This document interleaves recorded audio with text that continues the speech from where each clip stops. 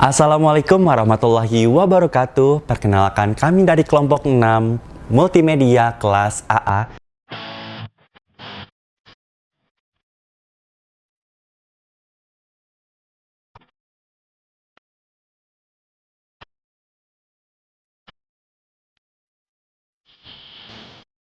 Di sini kami akan menjelaskan berkaitan tentang DBD atau demam berdarah dengue.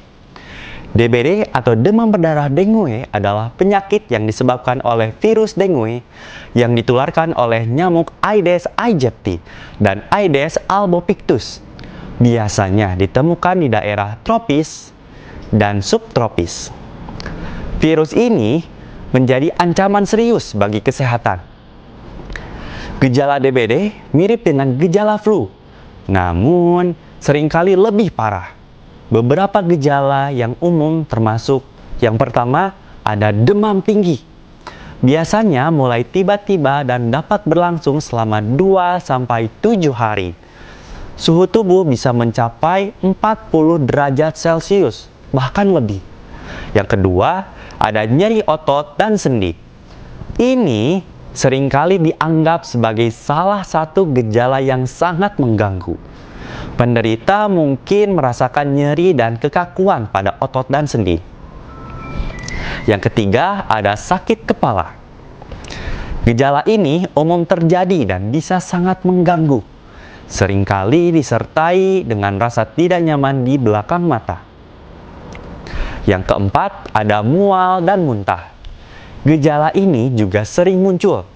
Penderitanya mungkin merasakan mual yang intens dan muntah-muntah. Yang kelima, ada ruam pada kulit. Bercak merah kecil yang mirip dengan ruam bisa muncul di kulit. Seringkali pada lengan, kaki, ruam ini bisa sangat gatal.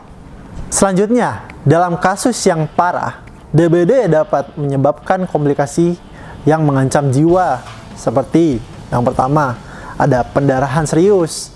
Gangguan pembekuan darah dapat menyebabkan pendarahan dari mulut, hidung, bahkan dalam tubuh. Lalu yang kedua, penurunan jumlah trombosit. Trombosit adalah sel darah yang membantu dalam pembekuan darah. DBD dapat mengakibatkan penurunan jumlah trombosit yang dapat menyebabkan masalah serius, termasuk pendarahan internal. Lalu yang ketiga, kematian. Jika tidak ditangani dengan cepat, DBD dapat berakibat fatal, terutama pada kasus yang mengalami komplikasi yang parah. Wah, ngeri juga ya komplikasi yang disebabkan oleh penyakit DBD ini. Penting untuk mencari perawatan medis segera jika seseorang mengalami gejala DBD. Diagnosa dini dan perawatan yang tepat bisa mengurangi risiko komplikasi yang serius. Pencegahan gigitan nyamuk dan pengendalian populasi nyamuk juga sangat penting dalam upaya mengurangi penyebaran DBD. Virus dengue memiliki 4 serotip yang berbeda. Terinfeksi oleh satu serotip tidak memberikan kekebalan terhadap serotip yang lainnya. Bahkan setelah pulih dari infeksi tertentu, seseorang masih rentan terhadap serotip yang lainnya. Nah, penyebab utama penyebaran DBD adalah gigitan nyamuk Aedes aegypti atau Aedes albopictus yang terinfeksi virus dengue. Nyamuk ini bertindak sebagai vektor menularkan virus dari satu orang ke orang lain melalui gigitan. Faktor-faktor seperti kondisi lingkungan yang mendukung perkembangbiakan nyamuk, kepadatan populasi nyamuk, dan kurangnya langkah-langkah pencegahan mempengaruhi penyebaran penyakit ini. Setelah menyimak penjelasan dari kami, nah, bagaimana dengan langkah-langkah pencegahan DBD? Langkah-langkah pencegahan DBD sangat-sangat penting dan meliputi: yang pertama, pengendalian populasi nyamuk.